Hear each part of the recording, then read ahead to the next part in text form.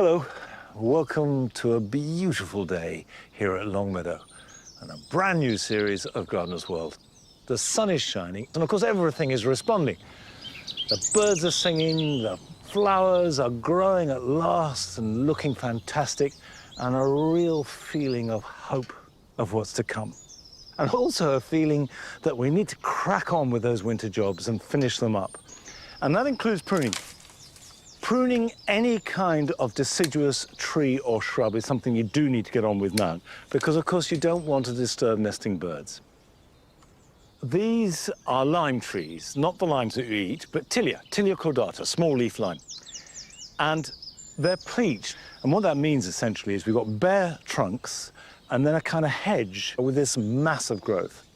And by pruning it back every spring, we can enjoy the colours of the bare stems in winter, and then you get a new flush of growth with extra big foliage in summer.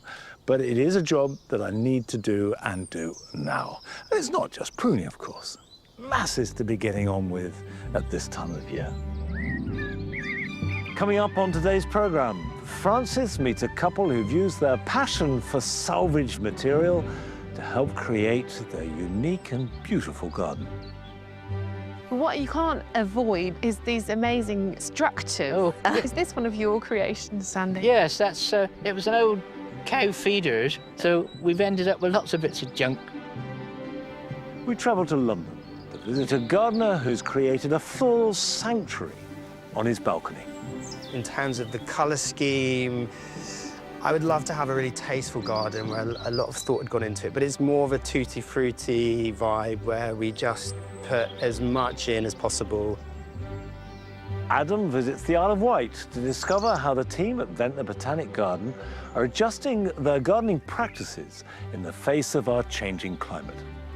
It's interesting, isn't it? Because you're the hottest garden in the UK, so you're a litmus test for what we might be growing on the mainland in 10, 15 years' time. And I'm going to share with you all the big changes that we've made this winter.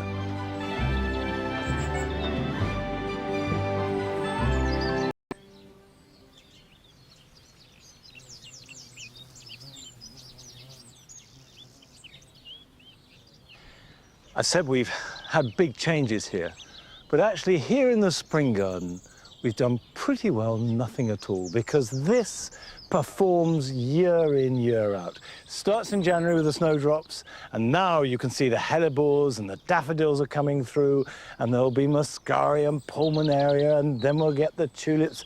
And finally, there's a big flourish with all the cow parsley that just makes this wonderful white haze running through it, and by the end of May, it's all over. But while it lasts, it's fabulous.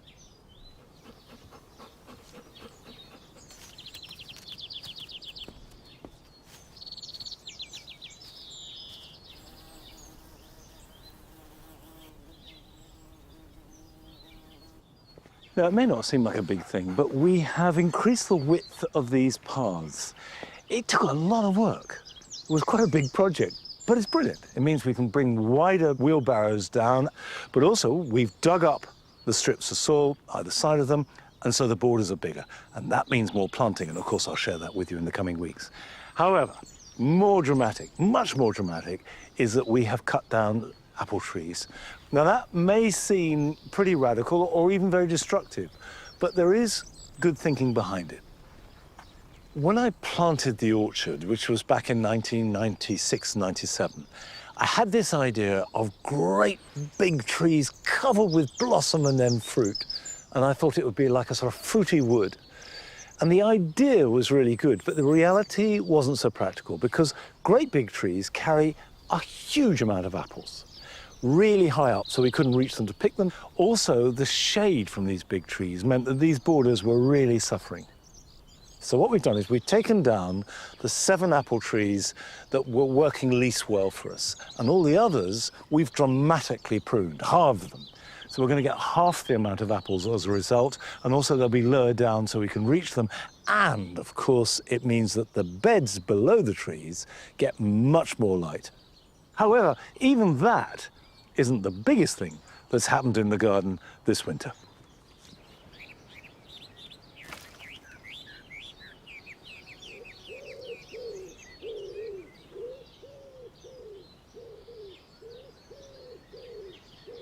It's here, in the jewel garden, that the biggest changes have been made. At its best, it can be, I know, really magnificent. But it was fading. It was losing its sparkle. So I decided that we need to start over again.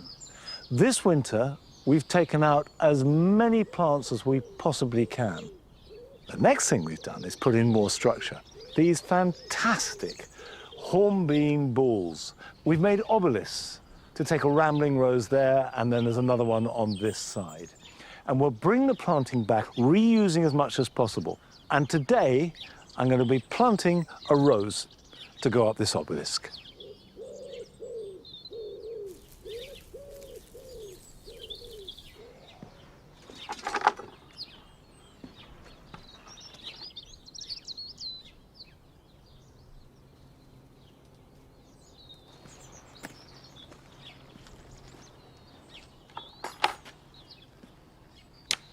I've got this rose to match the one on the other side, called Chevy Chase.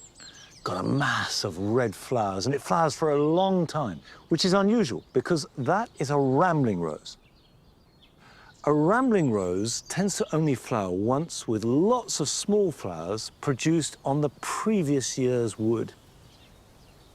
Whereas climbing roses tend to have bigger flowers, all produced on the current season's wood. Now, it doesn't matter if you've got a climbing or a rambling rose, the way of planting them is the same. You dig a hole and you put them in it. Job done. Well, almost.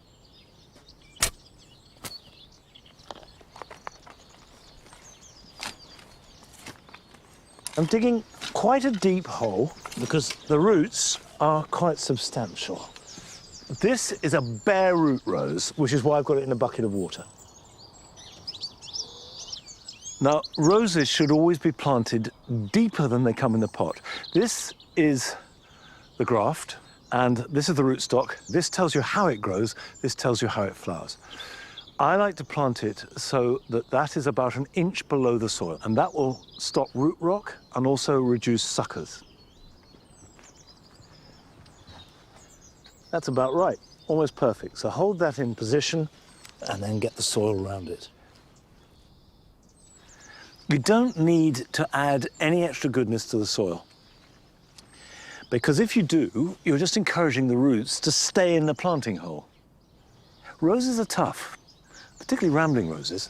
They will cope with all kinds of conditions. The bare root season is roughly November to the end of February, so we're right at the edge of it. You may find it easier at this time of year to plant containerized roses. Give it a good soak.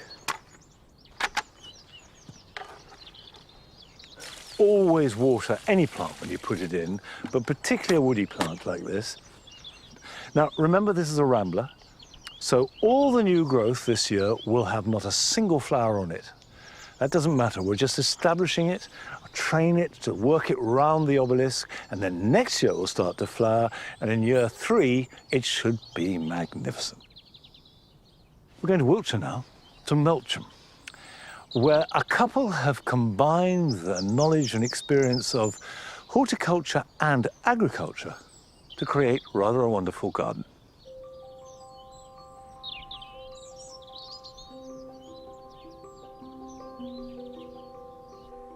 As a gardener and a huge fan of recycling, I get a tremendous thrill from going through the garden shed, finding an old shrub or something like that, and turning it into a planter. But imagine if not only did you have a garden shed, but you also had a huge farmyard full of goodies to upcycle.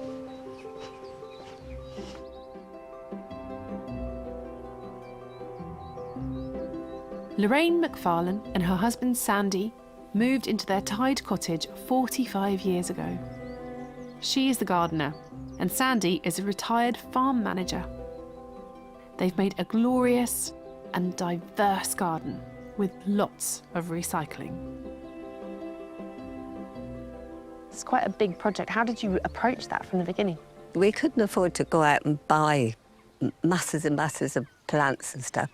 So I just started by, first of all, I'd have little borders around the house, but we've never, ever spent loads and loads of money. And it's only just bit by bit and year by year, and you add something. But what you can't avoid is these amazing structures. Oh. Is this one of your creations, Sandy? Yes, that's, it was an old cow feeders which had got bent and damaged and was just going to be put in the skip. And I thought, oh, I'll use that, I'll bring it home. And that's how it happened. And so we've ended up with lots of bits of junk. It's lovely. And I love how this is open and you can see through. And this would be open, but you've got the fennel that actually becomes the wall. Yeah. It's lovely. Yeah. Fairly recently, it's just down there, what we call the potting shed. Yeah. There's a window in it.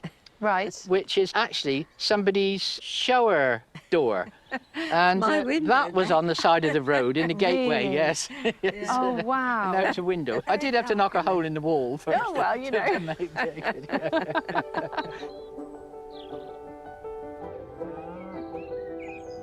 In this garden, it's not just the hard landscaping ideas that have come from the farm. So tell me about this meadow. Probably 20-odd years ago now, we converted the farm to organic, and we ended up planting quite a lot of wildflower meadows. Right. And then when I retired, I sort of had the idea. I thought, well, I'll do the same here. It's beautiful. It's got such a range, because normally just one thing takes over, doesn't it? Yes, This has got a lovely balance. Yes. If there's too many of one thing, she'll perhaps go around and pull a few of them out. So you don't get overcome with all one thing. You do get one or two little nasties that you don't want. Yes. But it's just keeping an eye on it, really. I just think the look of it is so gorgeous.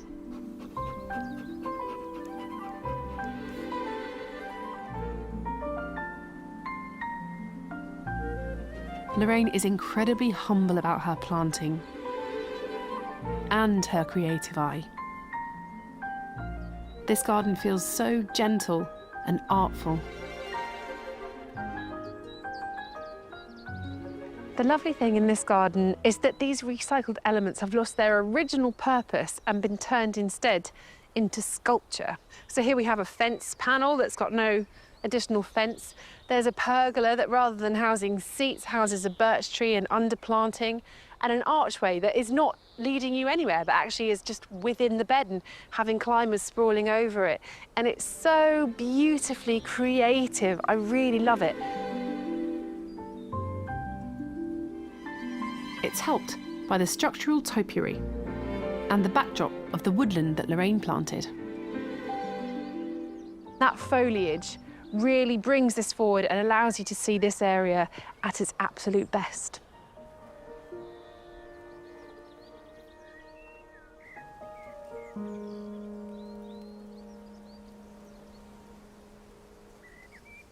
In the woodland garden are some of Sandy's recycled seating areas. And they're incredible things. There are straight uprights holding this up, but there are also so many beautifully arranged branches, gnarled bits of tree. There's a log pile just by the side here and a huge wildlife pond down there. So clearly nature and all its creatures are as much a part of this garden as Lorraine and Sandy themselves. I have to say, I love this building.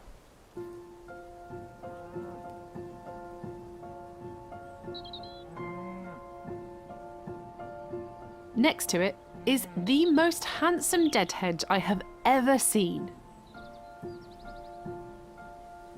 And then a very different feel near the cottage.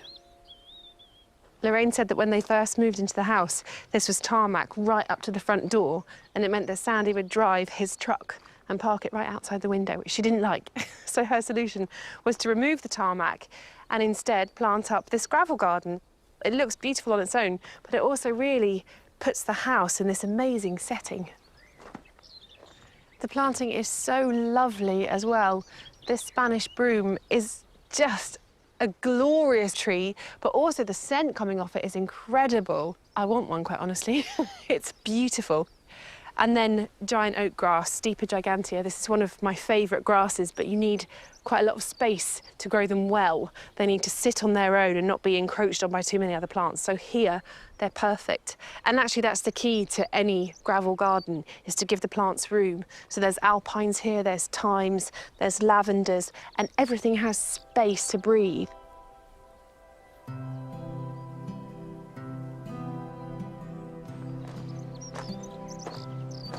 And then tucked at the side of the house is an exquisite farmyard patio.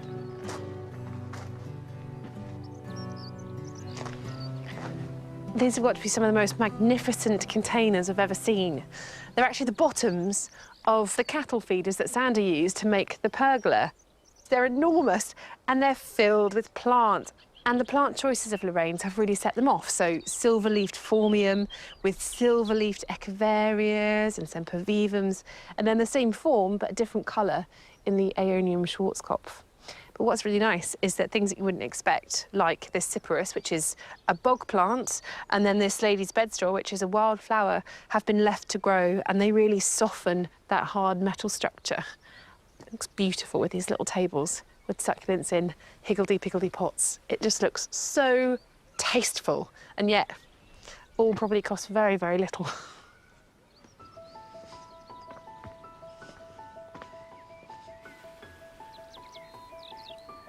There's thought and artistry in every crevice of this garden. Here, as a result of teamwork.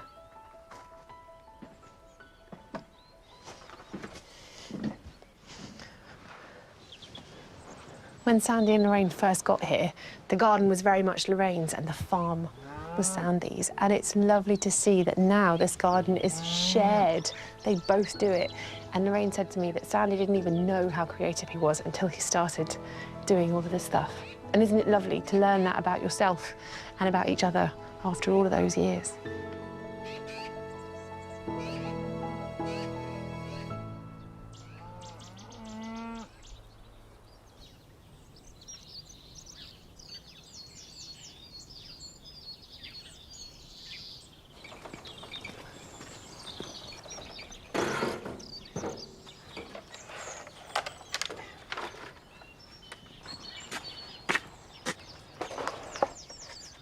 What I especially love about Lorraine and Sandy's garden is not just that they've been so innovative and the way that they've used the bits and pieces of farm kit, but they've done it with such style.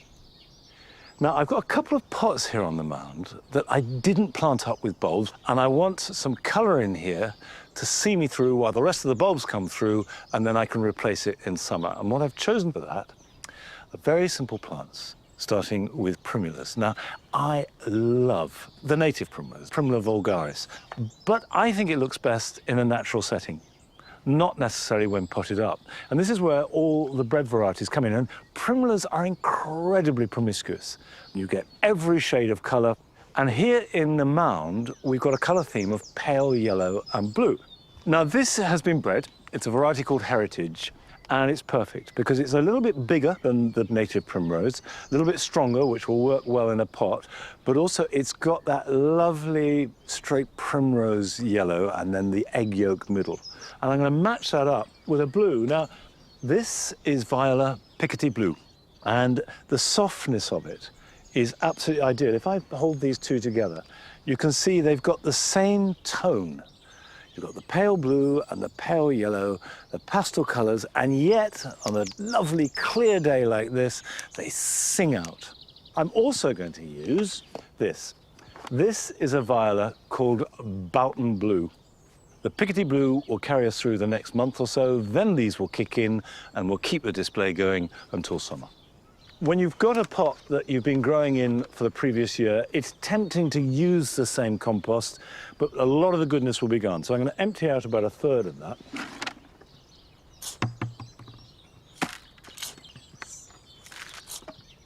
And then add in some garden compost just to freshen it up.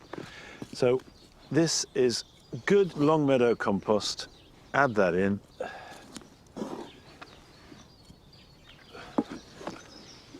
Mix it up. Primulas do well in fairly rich soil. Okay, that's perfect for planting. Now that can go in the middle. I'm going to place these first. And these, which are in plugs, I can pop round the outside, like this. Now, I've only got 2 of these, but what I think I will do is I'm going to split this. I just put my thumbs in and divide it. There we go. 2 plants for the price of 1. Just pop that in there like that. Perfect. Now we've got that lovely blue and yellow singing together. And then these plants, there's almost nothing there. It's just a little bit of green shoots appearing. But then let me reveal the roots. It's a really substantial plant. So don't be put off by the lack of growth on top. And when you go to a garden centre, don't be shy about taking plants out of a pot. Have a look at the roots. That's what you're buying. I can go in there. You all right, Ned? You okay, chap? I'm cramming these in because I do want a really strong display. And also, they're not going to stay here permanently. I will take these out round about Chelsea time and replace them, and then all these will go into the garden elsewhere. So they've got a future life, but not in this pot. Now, just fill in around there with a bit of compost. Right, I'm going to give that a good soak, but I'm going to do the other pot first, and then water them together. And we're off to London, North London, to join a puppeteer. We don't see many of them about, but he has a glorious garden, even though he's living a few floors above ground.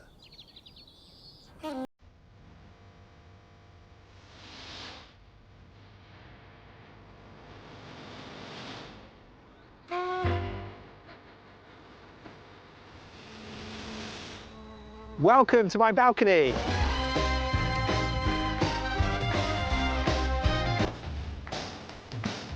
I'm Oliver Hymans and I'm an amateur gardener. We're in northeast London in Dalston in a very typical council block on the 2nd floor.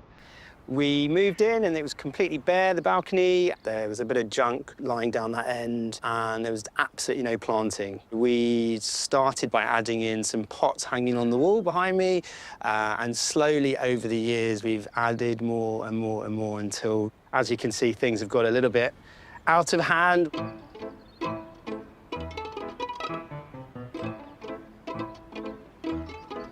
In my day job, I'm a puppetry director and designer, and my puppets have been seen in circus, theatre, on film and in dance. And I'm part of a new movement of artists trying to get that heritage craft back up and running again. My biggest critic within the gardening might be my partner, Marcus. Yeah, come and look at this. He sometimes does like to question some of my choices of putting things in particular positions or choices of plants. This foxglove is going to have to come out in a few days, isn't it? I know, but I want to keep it for all the seeds to self-seed, yeah. Well, maybe we can just move it into a less prominent place. OK. And then these probably need deadheading as well, unless do you like them? I quite like the dead flowers. It's not so colourful, but just it's better than not having anything, isn't it? OK, if you say so. I kind of like the fact that he has his own style and taste and I have my own, and this balcony is an amalgamation of both of those things.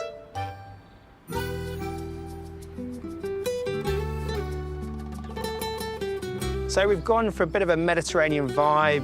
We get blasted by the sun all summer. We're south-facing, and in terms of the colour scheme, I would love to have a really tasteful garden where a lot of thought had gone into it, but it's more of a tutti-frutti vibe where we just put as much in as possible.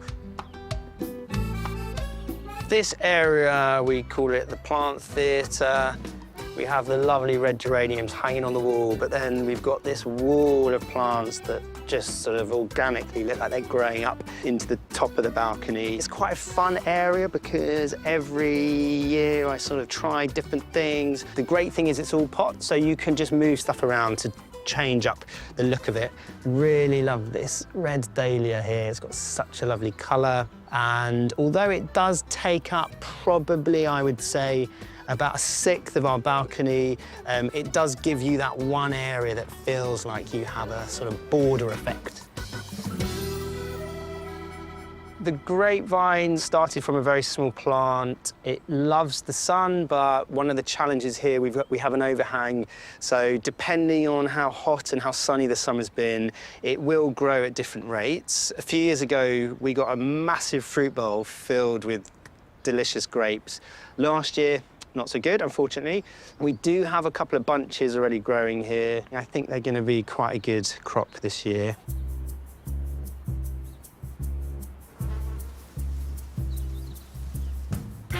So when we started out, I didn't know much about gardening, and there was actually something exciting about the challenge of growing something from scratch.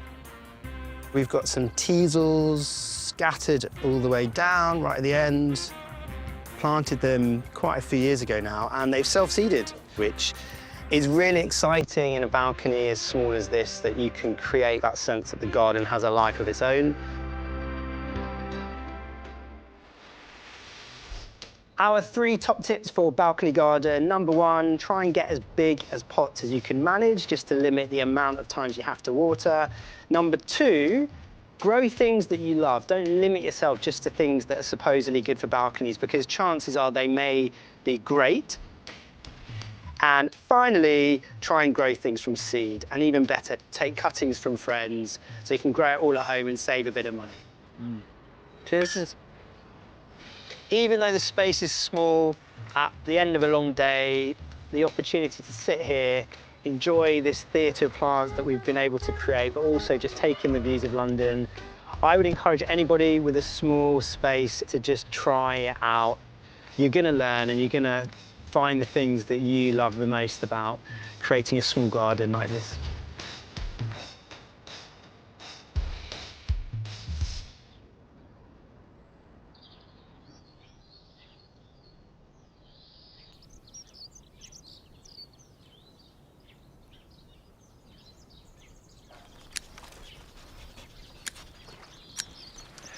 I think that bit of advice about using bigger pots, even on a balcony or a small terrace, is really good, because there's a temptation to try and cram lots and lots of small things into a small space. But a bigger pot will give you better effect, need less watering, which is really important. And also, as Oliver said, is give it a go.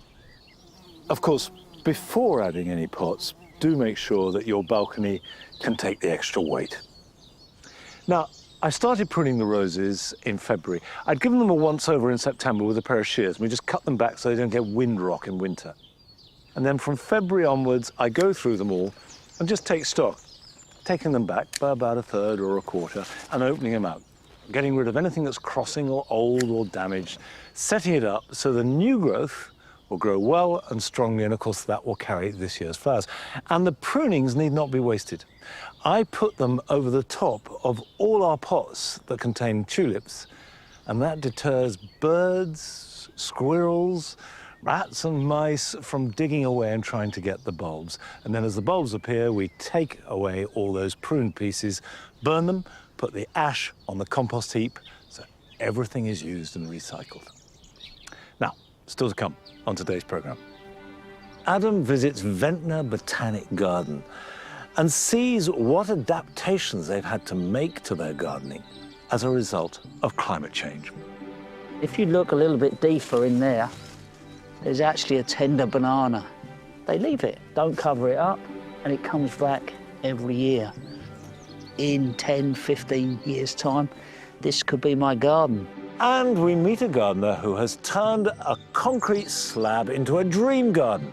I've got an Edwardian terraced house with a garden that is completely made from pots and containers in what I call a sort of urban cottage garden style.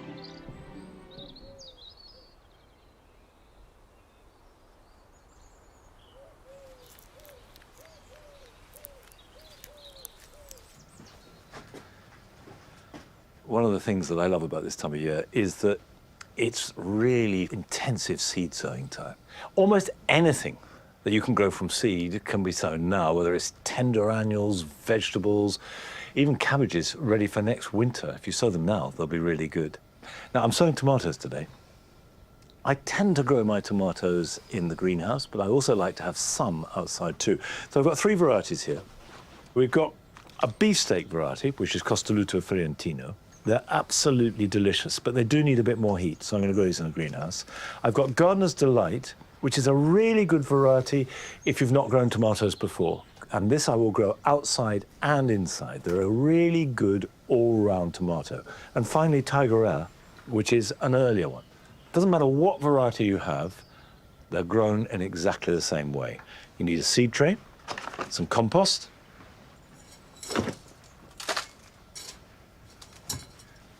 a peat-free compost,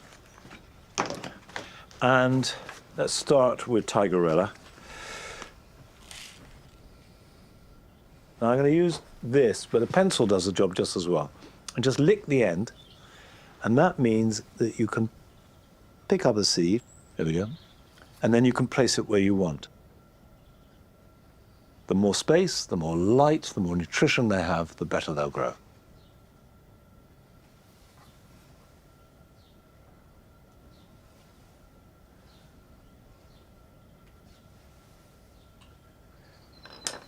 It's a good idea to press these down gently so you get really good contact with the compost. And then cover them over. Now you can sprinkle compost on them, but I like to use vermiculite because it's a very good way of stopping too much light getting through, but letting the moisture get in. And also it doesn't form a crust. Label them.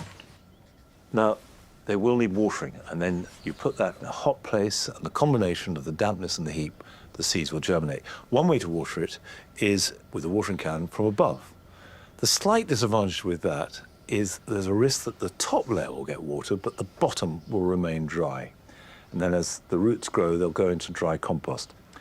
Another way of watering, which works very well, is simply place them in a tray of water and let them soak it up for about 10 or 15 minutes. And then you can just top it up with a sprinkle of water, maybe once every other day. Now, it will need heat to germinate. So a minimum of 18 degrees. So above a radiator is fine, on a windowsill, and obviously you've got a greenhouse, so much the better. And they should start to germinate in about a week or so. Now, I grow these in a greenhouse because Longmeadow is not the warmest of places.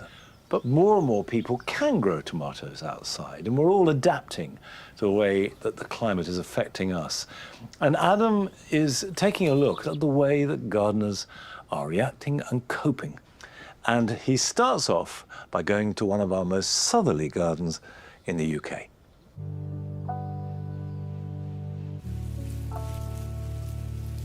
Early spring is an exciting time for gardeners as bulbs begin to break and vibrant colours return to borders. But if you think back, all that colour used to arrive with a reliability, whereas now, spring bulbs can flower in winter. I've even picked roses, put them on the table on Christmas Day. Our plants don't know whether they're coming or going.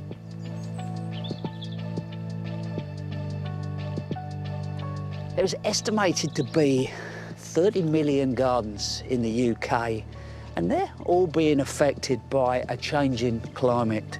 But I want to learn more about the impact that is having on the way we're gardening. So, I've come to the Isle of Wight to visit Ventnor Botanic Garden. Located on the island's south coast, it's one of Britain's warmest gardens and has been documenting significant change. Wayne Williams is head gardener. Wayne, I'm smiling away. You've got some job there, haven't you? Just a bit, yeah. It's a beautiful garden, though. Oh, it's a fantastic place to work. It really is. I bet it is. I bet it is. What's your main problems you're dealing with here? So the main issues here in this garden is heat and drought. In the last few years, the summers are getting obviously hotter, and some plants are starting to suffer. Yeah. Anything in particular you think's doing really well, or things that are starting to struggle? Well, obviously this is doing too well, of course. Yeah, well, yeah. I literally Muhlenbeck is swallowing other plants as it's going up through.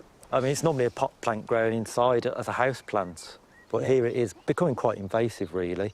But there's equally some other plants here, such as Hebes and Pittosporum, which in the summertime it gets too hot now, and so the leaves can go black. But actually, this is in its happy place, isn't it? Because this is what it would be doing in its own environment. Exactly. It grows like this in New Zealand. So I suppose, in a sense, the behaviour patterns of plants is Yes. changing. That's what you're noticing. It definitely is, yeah. What about flowering plants? You know, have you got things performing at odd times? Well, we have things in flower from the summertime, flowering all the way into the winter now. Yeah. And then we also have spring flowering plants flowering early. Every year on New Year's Day, the curator does a flower count.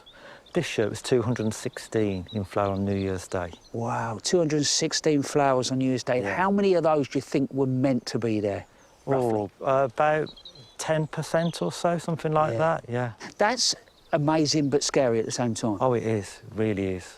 But it means that we've got all these fantastic plants to look at during the winter months, of course. Yeah.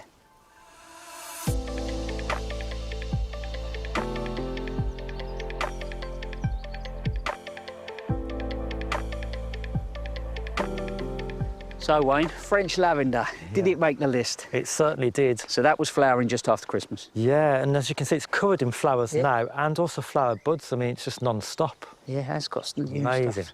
So for you then, that is flowering 12 months of the year? Yeah.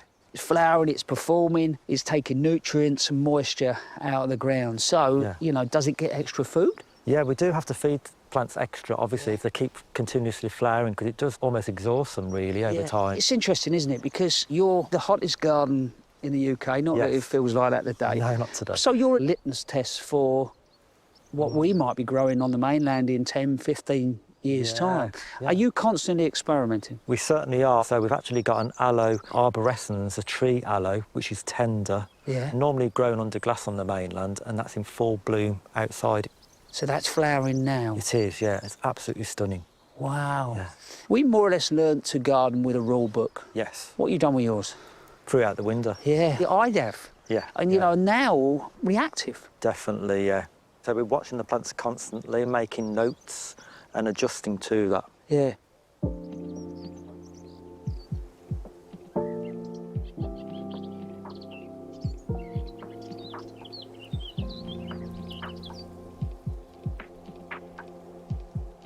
I've just passed phlomis in flower, fuchsias in flower, daylilies just coming in. I've even seen agapanthus about, but also the salvias holding on.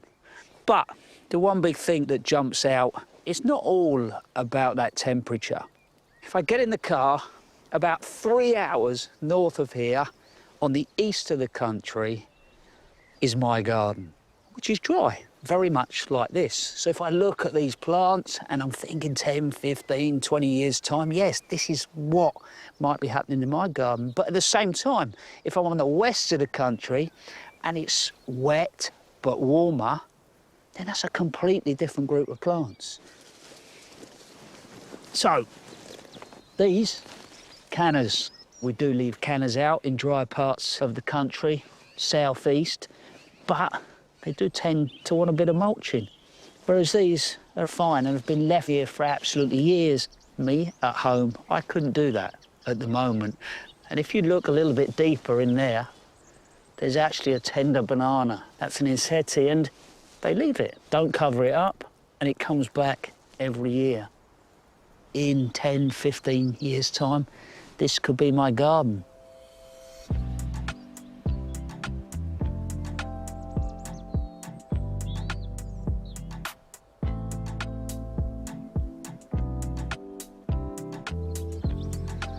Look at this. That bark is incredible, and the form is just great. It's called Lagerstromia, known as a crepe myrtle. When I first saw this, it was in the Mediterranean, and definitely it would have been classed as a tender tree. 20 years ago, in my garden, I could not have even thought about putting one in the ground.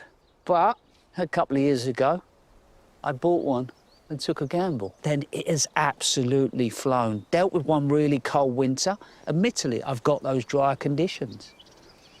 But I think that is going to be part of what we do going forward. It's just take a few more risks, add that diversity to our gardens, especially when it comes to our trees. Our gardens are evolving, whether we like it or not. And all of us are going to have to adapt to different ways of gardening. But this can also mean a host of new planting and design opportunities. Following the success of the olive grove planted 24 years ago, this year a new citrus grove is on the horizon.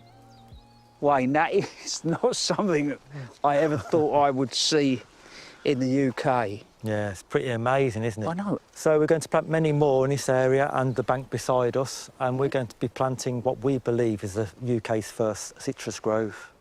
So what are we doing, dropping this straight in? We are, yes. You've not really put any fertiliser or any manure or anything like that in? No, because they do grow in quite poor soils, really, anyway. And they're originally from China, but of course people see them grown in the Mediterranean, don't they, on the holidays. Yeah. And the poor soils are there as well, so... But the drainage is the key. These are great places just for gardeners to come to, and you guys are taking the risks. You're doing the experiments. Exactly. If they work, they make a little note, go home and can start to do that in their own garden. Yeah, we hope to inspire many people across the UK. And I'm sure you will. We better get the rest of these in.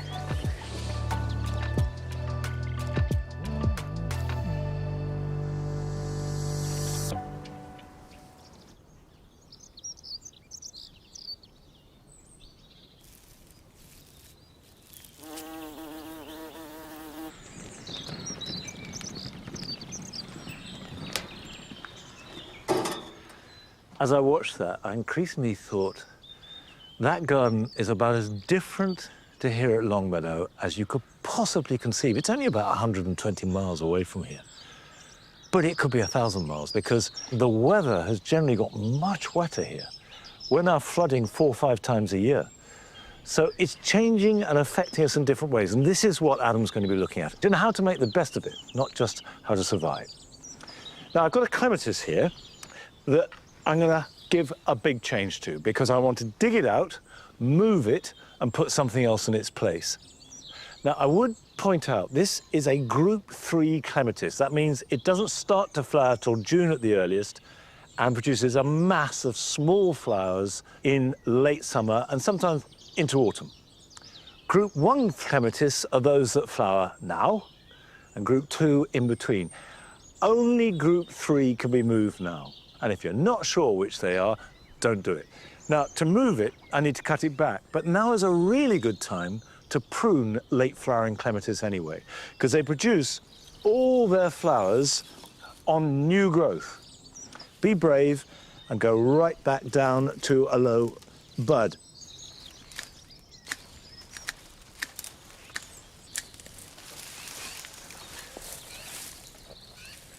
If I haven't got the clematis here, I don't need the supports.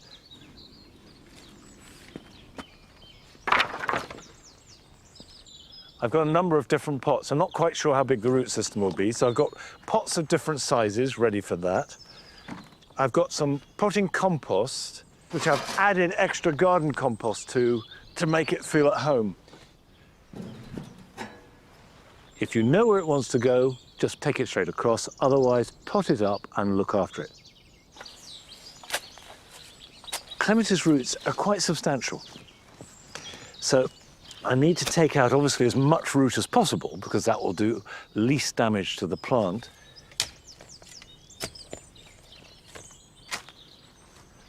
Right.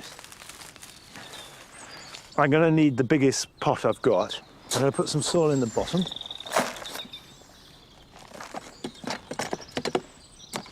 Right, let's see if I can lift this. Okay, this is heavy, and there's a lot of root in there. In it goes. Compost around it. And this would be perfectly okay in this pot for another year or 2. But if I want to keep it in a container for more than a year, I will need to pot it on. A good rule of thumb is if you have a plant that doesn't show any signs of growth, it almost invariably means that its roots are too constrained and it needs a bigger pot. But sometimes you have to grow things in pots, and that was certainly the case when we went up to Lincolnshire to visit a gardener there.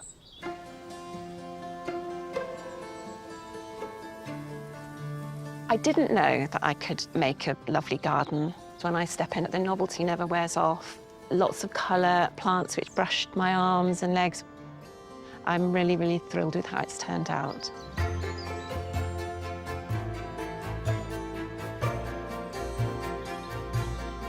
My name's Fiona Cumberpatch. I live in a small town in Lincolnshire, and I've got an Edwardian terraced house with a garden that is completely made from pots and containers in what I call a sort of urban cottage garden style.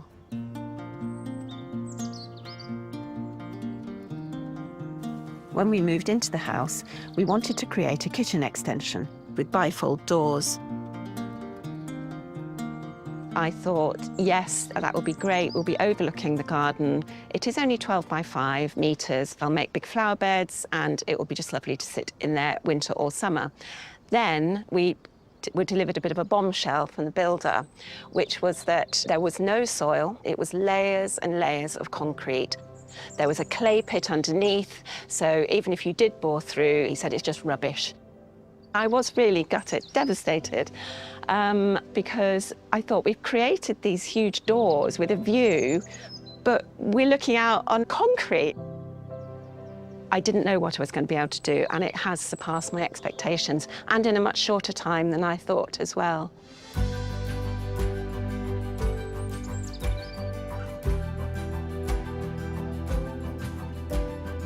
My favourite part of the garden has got to be the brick path. I'd always loved seeing them in cottage gardens. So I thought, well, we can't just have a straight path down the middle of the garden. That would look really boring. So let's curve it so we look like we're going somewhere. My husband and I spent almost a week with a length of hose, moving it here and there with 3 bends, 4 bends. We built it with bricks from an old outhouse which had been pulled down during our kitchen extension, and they also tie in with the rest of the house, so they have a lovely mellow tone.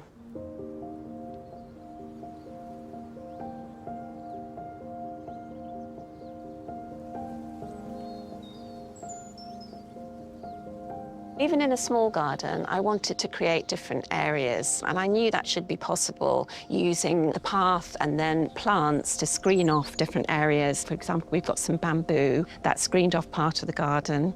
And I also wanted a second sitting spot apart from the patio, and that's by the little greenhouse. And again, I've surrounded that with plants just so that you feel immersed.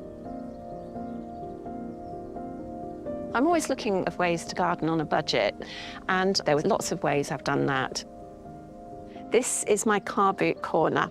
It's full of finds that I've gathered together over the years. I absolutely love car boot sales. So I've got a lovely old catering sieve, which I've filled with sedums. I've got a galvanised dustbin, which I've used for dahlias, and this grading panel from agricultural machinery, I think. I've got a climbing hydrangea going over there.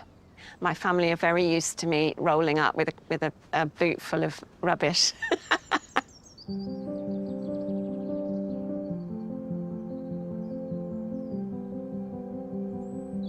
I've saved money on plants too. And one way of doing that is to use perennials in pots rather than having to spend on annuals and bedding plants every year. I've had great success with salvias. I like this caradonna with lovely purpley blue stems. Also, geums are brilliant in pots, and peter. So it's a really good way of just making my money go that bit further. We don't have a garage, so we needed a big shed. But I've painted it black to help it recede into the background. And then I went very small. I really wanted a greenhouse in my garden, but I was limited on size. I couldn't have a walk-in one, so I settled on this. And inside I grow peppers, cucumbers, herbs, but they're all miniature ones, so they just all fit in really nicely. And this way I can have fresh crops that fit the size of the garden.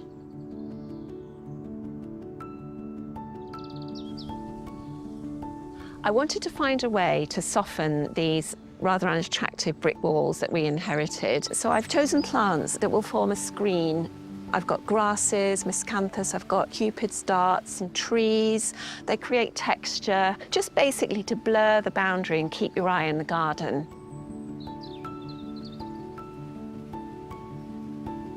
I've used gravel over the top of the concrete. We drilled some drainage holes into it and put about 1 inch of gravel over the top just to soften the look. And I was amazed, and it was completely unexpected, about the self-seeders which have popped up. Particularly my favourite is mimulus, which I'd had as a little pot of bedding plants. And obviously the seeds had scattered. And I've got these little pockets of colour in just 1 inch of gravel. They've been flowering for weeks and completely out of the blue just appeared.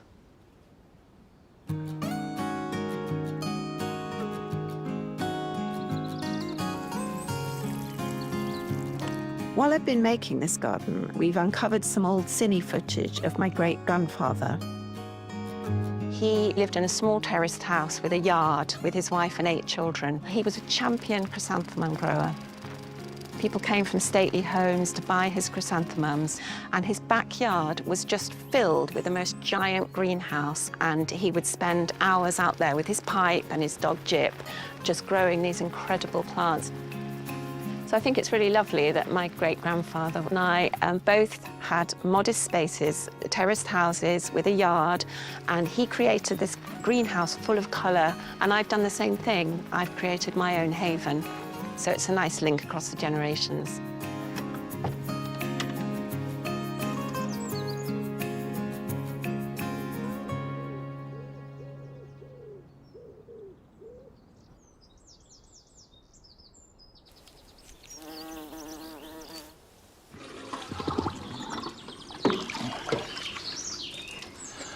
Well, certainly a beautiful garden as a result of growing everything in containers.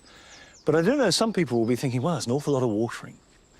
But watering needn't be a problem.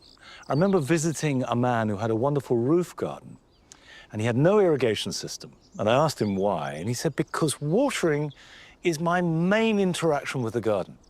I come home from work, I water for half an hour, I relax, I wind down, and I enjoy my plants.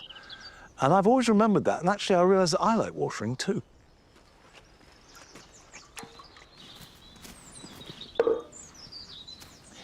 Now this is the reason that I've moved the clematis, to make room for this yew ball, which is the last in a sequence that I've added over the last year to the cottage garden. And what it's doing is giving me winter structure. I actually haven't bought this specially. I did have it planted over in the corner, where it's been for the last couple of years. But I want to move it so I can complete the symmetrical layout. Horticulturally, what I have to think about is that what the clematis really thrives on is plenty of moisture. But what yew thrives on is really good drainage. It hates being waterlogged. So I am going to add some grit to the bottom. You cannot overdo the drainage for yew. I'm going to tip all of this in. This is horticultural grit. So that goes in there like that.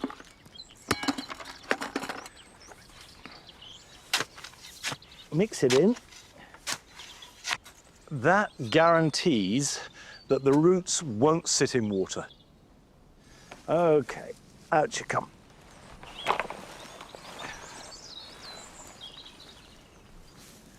Now what I need to do is just line it up. Okay, let's move it over a little. I think that's good.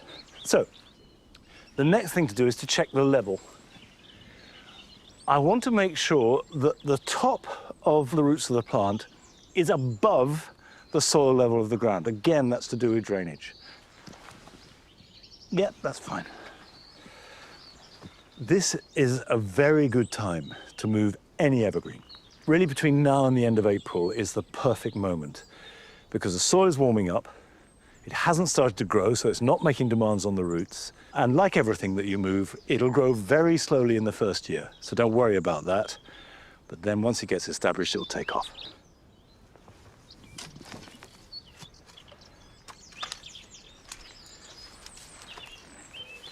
Firm it in. Next step is to give it a good drink.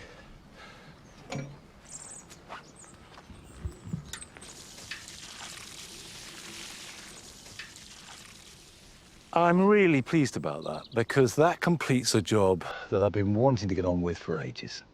And now here are your jobs for the weekend.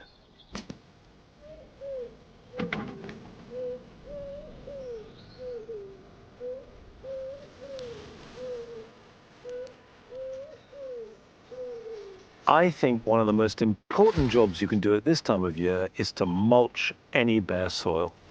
Use an organic material and put it on at least an inch thick and preferably twice that, because the purpose of mulching is to have a thick enough layer to block light, suppress weed growth, to keep in moisture, to stop evaporation, and to enrich the soil's fertility and structure as it slowly is worked into the ground.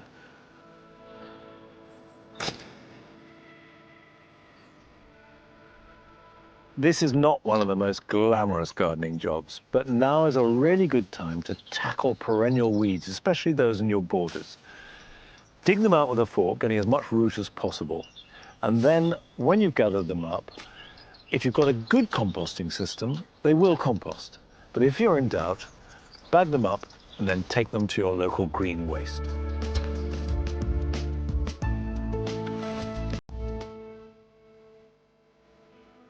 Although it's a bit early to be planting seed potatoes because the ground is a bit cold, it's a good time to chit them. Now, chitting simply means exposing them to light so that the sprouts can get really knobbly and firm, and then they will grow quicker once they're in the ground. Check them over, find a good sprout, put that in a seed tray or an egg box, works perfectly well, and then put the container on a windowsill in full light, but make sure it's frost-free. So when the ground does warm up, you can plant them and you'll get an even earlier harvest.